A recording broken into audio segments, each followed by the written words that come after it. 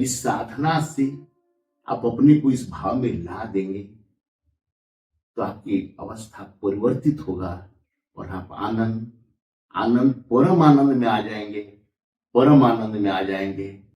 आज इस साधना के अंतिम दिवस पर हृदय स्वतः ही भाव विवल हो उठता है। सोमवार 8 दिसंबर से प्रारंभ हुई यह अंतर यात्रा आज अपने एक सुंदर चरण पर पहुंचकर ठहरी है, परंतु यह ठहराव अंत नहीं, एक नए आरंभ की चौखट है। साधना की यात्रा और आज का क्षण प्रिय साधकों, इन कुछ दिनों में ना जाने कितनी आंखों में नमी आई, कितने हृदयों ने अपने बोझ उतारे, कितना मन स्वयं से प्रथम बार साक्षात्कार कर पाया। किसी ने ऑफिस के द्वंद्व के बीच साधना को पकड़ा, किसी ने 65 वर्ष के पछतावे को प्रेम में पिघलते देखा, किसी ने प्रश्नों के तूफान में भी भीतर उठती एक शांत लहर को महसूस किया। आज जब इस साधना का समापन दिवस कहा जा रहा है, तो वास्तव में समाप्त कुछ भी नहीं हो रहा। जो समाप्त हो रहा है वह है पुरानी धारणाएं, अपने बारे में गलत निष्कर्ष, समय और उम्र की सीमाएं और यह भ्रम कि मैं जैसा हूं वैसा पर्याप्त नहीं हूं।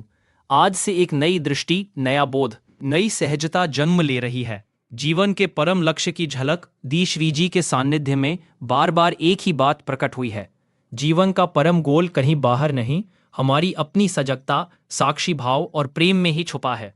जब साधक ने कहा ऑफिस के कारण साधना टूट रही है, तब संदेश मिला ऑफिस छोड़ना नहीं, ऑफिस को ही साधना का मंच बनाना है।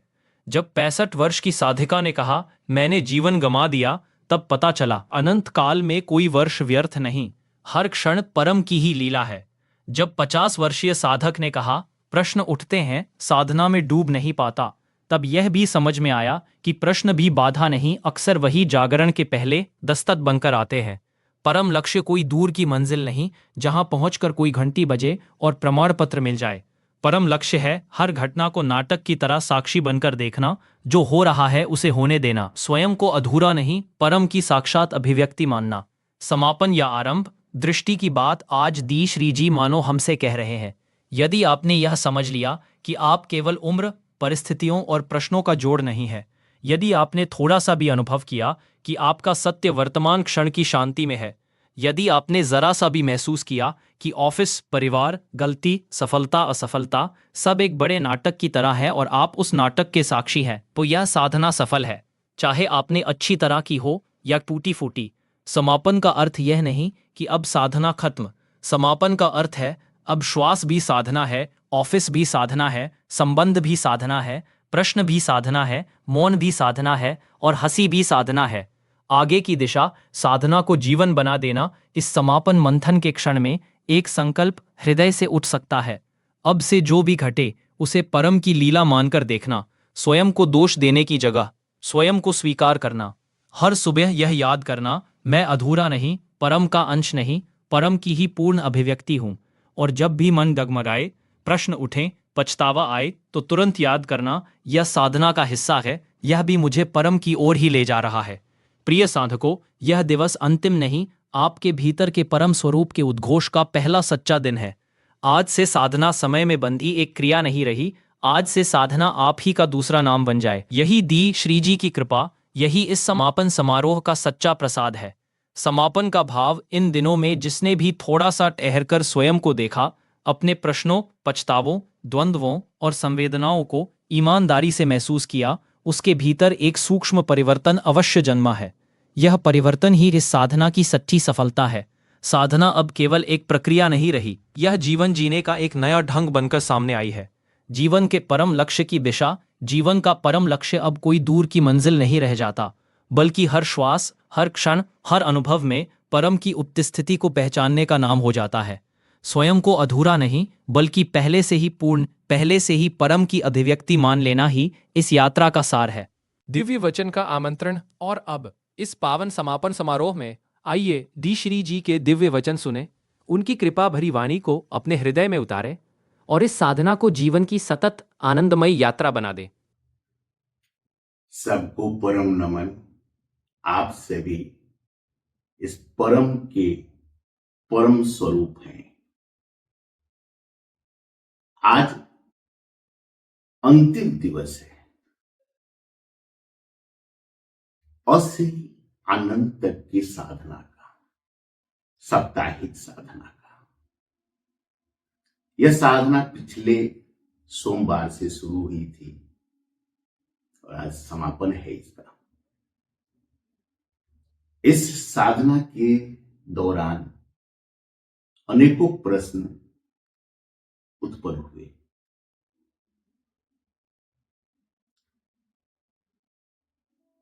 जबकि यह साधना का मूल मंत्र था कोई भी प्रश्न न उठना।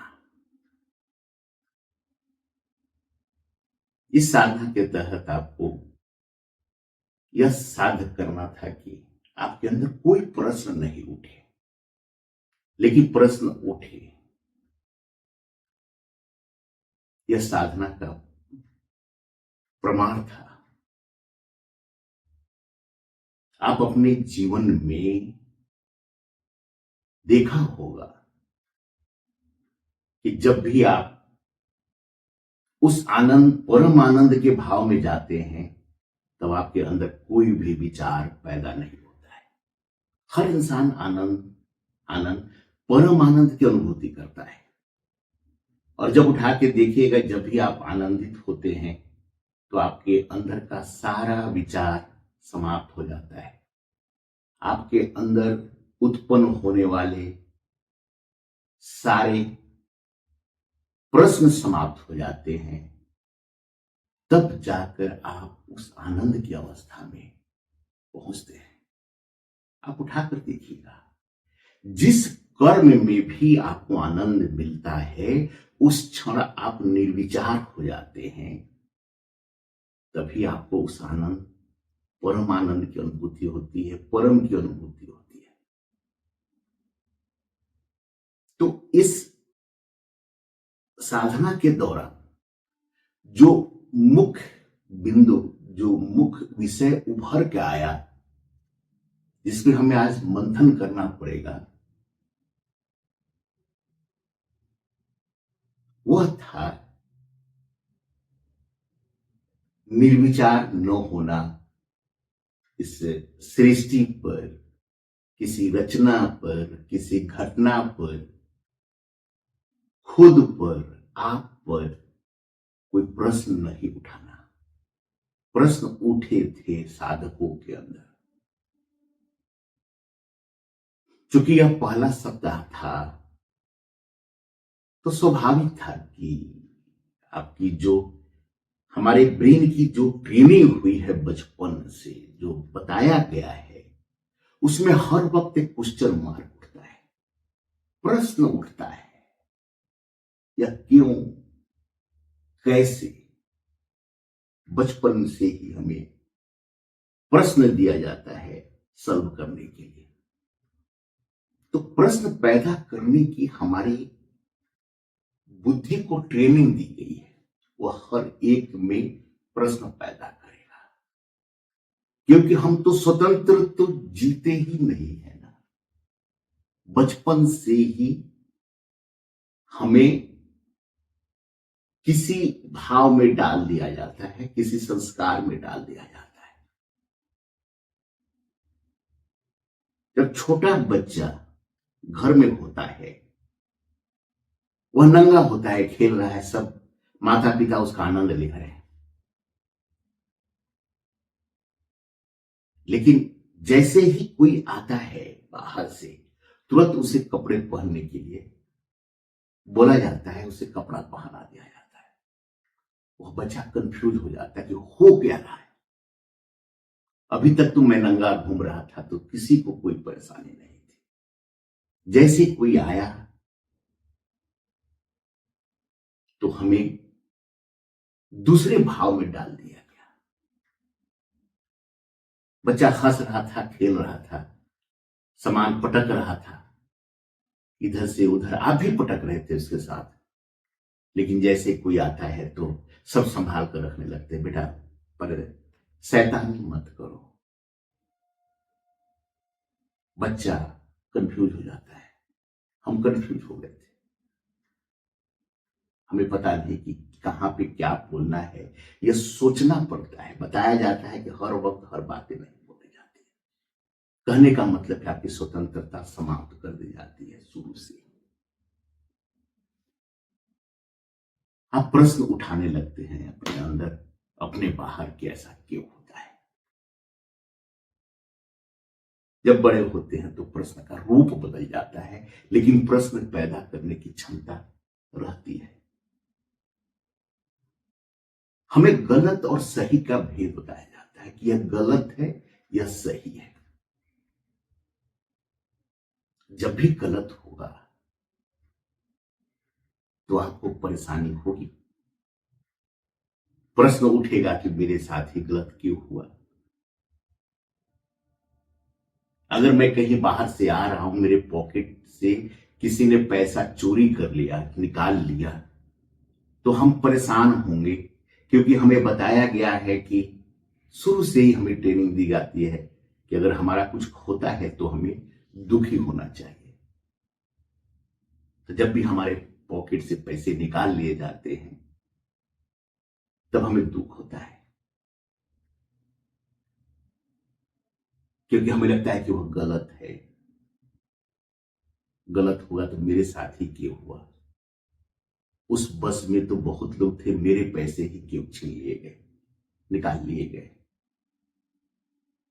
आखिर परेशानी होती है, दुख होता है, क्योंकि हमारी ट्रेनिंग दी गई है कि अगर मेरे बिना मर्जी से कोई पैसा निकालता है तो दुख का कारण है। वही पैसा जब हम जाकर किसी सामान को खरीदते हैं, हम किसी होटल में बैठकर किसी वेटर को टिप्स दे देते हैं, तो दुख का कारण नहीं होता है, क्योंकि हमने अपनी स्वेच्छा से दिया है। और सोचता क्या है, जो हमारी इच्छा क्या है, स्व इच्छा क्या थी, कि हमें बताया गया है कि हम किसी को देते हैं तो उस समय हमें देने का भाव पैदा होता है कि मैं कुछ हूं, मैं कुछ किसी को दे सकता हूं, तो वह आपको अच्छा लगने लगता है। वही 100 रुपया किसी ने निकाल लिया है तो आपको दुख हो रहा है, वही 100 रुपया आपने किसी को दे दिया तो वह दुख का कारण नहीं है।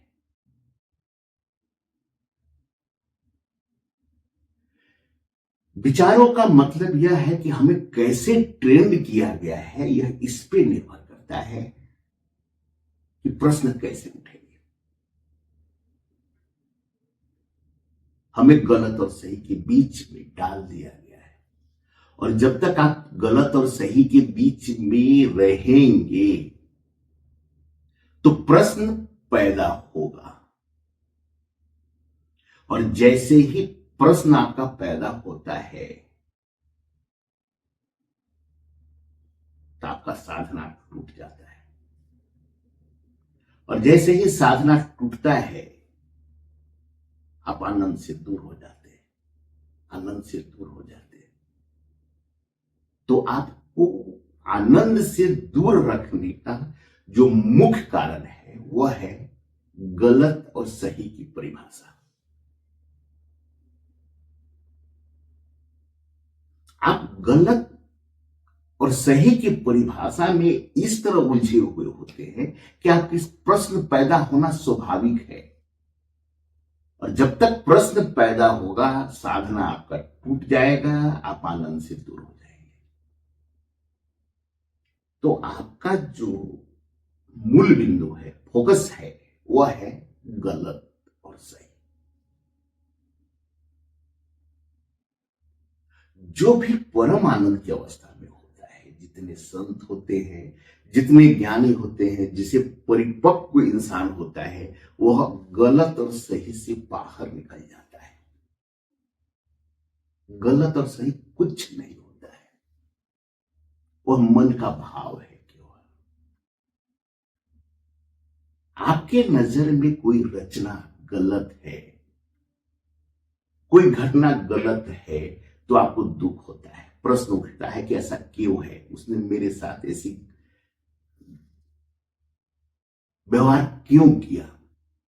स्वाभाविक है प्रश्न उठेगा, क्योंकि आपकी जो भाव है उसमें वह लगता है कि रचना जो है, वह जो घटना है वो आपके विरुद्ध है, जबकि हकीकत है कि न रचना आपके विरुद्ध है, न घटना आपके विरुद्ध है। रचना इस प्रकृति की एक मांग है, वह रचना आई हुई है, वो आपके साथ ही चलेगी। वह घटना इस प्रकृति की मांग है, वह घटेगी और घटती रहेगी। आप उसे अपना माने, अपने विचारों से माने, अपने विचारों से न माने, वह घटना घटेगी। लेकिन हम क्या करते हैं, हम सोचते हैं कि वह घटना क्यों घटी। मान लीजिए कोई आपके सामने कोई बहुत ही गलत काम हुआ है, जो भी आप सोच सकते हैं, सोचिए वह गलत काम हुआ है। तो केवल आप यह देखेंगे कि एक इंसान यह गलत काम किया है एक छोटे से फ्रेम में, लेकिन जैसे आप उस फ्रेम को बढ़ाएंगे, वह इंसान कहां से आया, वह इंसान कहां से आया, वह इंसान कहां से आया, वो परिस्थिति कैसे आई, इस अनंत काल में, अनंत काल भी बीते हुए अनंत काल में और आने वाले अनंत काल में वह इंसान यहां पे कैसे आया। आज मैं हूं, आप कैसे हैं यहां पे। अनंत काल में और अनंत लोग पैदा हुए हो, लेकिन आप और हम यहां पे एक साथ हैं।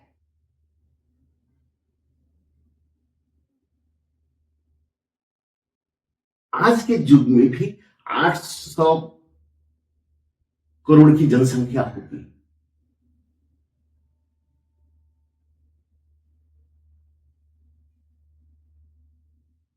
और उसमें आप और हम साथ में बैठे हुए हैं। उसमें वह व्यक्ति जो गलत काम कर रहा है वह है। ये छोटी मोटी स्वाभाविक घटना है क्या इस अनंत काल में, चराचर जगत में। वह व्यक्ति आपके सामने बैठा हुआ है, वह व्यक्ति कोई गलत काम किया है, ये सब प्रकृति की मांग है। चूंकि हमें गलत और सही की परिभाषा बताई गई है, हमें इस तरह उलझा दिया गया है कि गलत है, और जब गलत होगा तो प्रश्न उठेगा। आप सोचिए ना कि कोई इंसान गलत काम कैसे कर सकता है। आप अपने ऊपर सोचिए, अगर आपको लगता है कि आपने कोई गलत काम किया है, एक तो हर इंसान को लगता है कि हम गलत काम नहीं किए, दरअसल वो गलत काम नहीं करता है, आपने नहीं किया, मैंने नहीं किया है। लेकिन फिर भी अगर ऐसा लगता है कि कुछ गलत हुआ है हमसे, तो फिर आप देखिए आपके पास जस्टिफिकेशन है पूरा उसका कि गलत काम कैसे हो गया। कभी कभी आप कहते हैं ना कि न जाने हमने उनको ऐसा क्यों बोला, मुझे पता ही नहीं चला, उन्होंने मेरे साथ ऐसा क्यों किया ये पता ही नहीं चला, उन्हें नहीं करना चाहिए, मुझे नहीं करना चाहिए। साधना का यही मूल मंत्र था। आप विचार कीजिए, जब विचार करते करते बहुत सारे साधक को पैदा हुआ है, लेकिन समय लगेगा, इसे आत्मज्ञान बनाना पड़ेगा कि इस जगत में कुछ भी गलत नहीं है, घटना केवल घटी है। आपको मैं एग्जाम्पल देता हूं, मान लीजिए किसी का मर्डर हुआ सामने, तो अगर आपको लगता है कि गलत है तो आपको दुख होगा। एक इंसान जो परम आनंद में रहता है, उसको लगता है कि वह घटना घटी है, तो उसको दुख नहीं होगा, वो लगे घटना घटी है। अगर केस उस इंसान के पास भी आता है, दोनों के पास आता है, आपके पास भी और उसके पास भी, सारे फैक्ट्स को देखते हुए आप उसको फांसी की सजा सुनाते हैं, तो आपको बड़ा आनंद आता है कि मैंने एक एक किए हुए कर्म का फल दे दिया। लेकिन जो आनंद में है वह भी फांसी की सजा देगा, लेकिन उसको खुशी महसूस नहीं होगी, दुख महसूस नहीं होगा। न घटना पे दुख होगा, और जब फांसी की सजा देगा तब उससे दुख होगा नहीं होगा। वह घटना है और उस घटना का परिणाम उसकी फांसी है। इतना ही अंतर है, आपके अंदर के विचार का अंतर है। दूसरे को देखने से कोई अंतर नहीं होगा कि वह गलत काम हुआ है तो उसका सजा मिला है। दूसरा सोचता है कि वो कर्म हुआ है तो उस कर्म का फल मिला है। अगर आपके हाथ में चाकू है तो आप आनंद में हैं या सुख दुख में फंसे हुए हैं, काटेंगे तो खून तो निकलेगा ही ना। आप अकेले इस कमरे में कोई नहीं हो और मैं काटूं तो खून निकलेगा ही ना। लोगों के बीच मैं इसे काटूंगा तो खून तो निकलेगा ही ना। अगर सपना में भी उंगली कटता है तो खून तो निकलेगा ही ना। कर्म का कर्म फल मिलता है। इस संसार में केवल कर्म होता है और उस कर्म का फल मिलता है। जो समझता है कि वह कुकर्म है वह परेशान होगा और उस कुकर्म का सजा मिलेगा। जब सजा मिलता है तो उसको शांति मिलती है। जब वह कुकर्म होता है तो उससे अशांति होती है। कोई सुकर्म है तो उसे शांति मिलती है और सुकर्म का फल होता है वह भी मिलती है उसे। लेकिन दरअसल यहां न कुकर्म होता है न यहां सुकर्म होता है। यहां तो केवल कर्म होता है, कर्म होता है। आईना के सामने खड़े होकर आप कुछ भी कीजिए, आईना को उसे कोई मतलब नहीं है।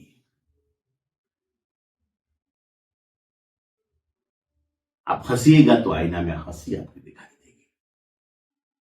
आप रोएंगे तो रोने की भाव आपको दिखाई देगा। आप नृत्य करेंगे तो नृत्य दिखाई देगा, फिर हटेगा तो सब हट जाएगा। इस जगत में कुछ भी नहीं है गलत, कुछ भी नहीं है सही। गलत नहीं का अर्थ यह नहीं है कि सही है, गलत भी नहीं है, सही भी नहीं है, केवल है, केवल है।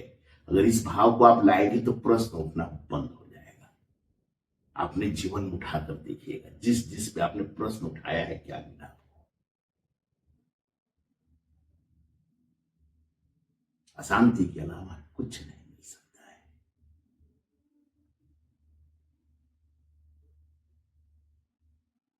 प्रश्न उठाना बंद कर दीजिए। आप कीजिए, जो करना है कीजिए, उसमें कोई मनाही नहीं। अगर आपसे कोई बदतमीजी आपके नजर में करता है तो आप उसका परिणाम, उसकी भाव को, उसकी जो भी आपको एक्शन लगता है वो करेंगे। आप चाहे या न चाहे करना पड़ेगा। लेकिन प्रश्न मत उठाइए कि उसने आपके साथ ऐसा क्यों किया है। अगर कोई आपके साथ मारपीट करता है तो उसको रेसिस्ट कीजिए, पर प्रश्न मत उठाइए कि उसने मारपीट क्यों किया है। उसको पुलिस के थाने में जाकर एफआईआर कराइए, परंतु प्रश्न मत उठाइए कि उसने क्यों किया है। क्योंकि सारी घटना घट रही है, केवल घट रही है, कोई दोषी नहीं है। अगर परम आनंद में आना है तो इस भाव को, इस साधना को कंटिन्यू कीजिए कि इस जगत में जो कुछ भी है सब परम रूप है। यह फ्लावर भी परम रूप है, यह फ्लावर भी परम रूप है, यह दीवार भी परम रूप है, मैं भी परम रूप हूं, आप भी परम रूप है। केवल कर्म हो रहा है, क्रिया हो रही है। इसमें किसी का कोई भी व्यक्तिगत भाव नहीं है। आपको कोई गाली दे रहा है, उसमें व्यक्तिगत उसका कोई भी प्रभाव नहीं है।